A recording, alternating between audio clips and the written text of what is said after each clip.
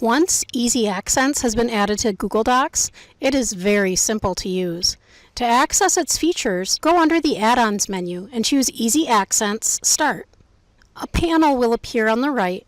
The first thing a user needs to do is to set the language. There are many languages available. I will be setting mine to Spanish, as this is the language I teach to my students.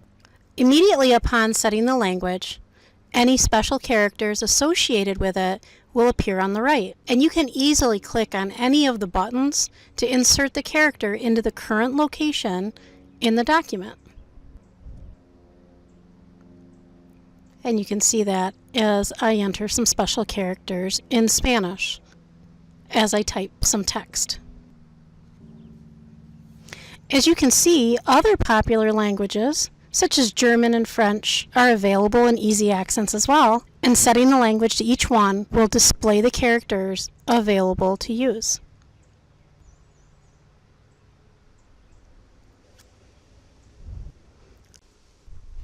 Easy Accents provides an easy-to-use panel on the right-hand side for any student to create a document in the target language of the classroom.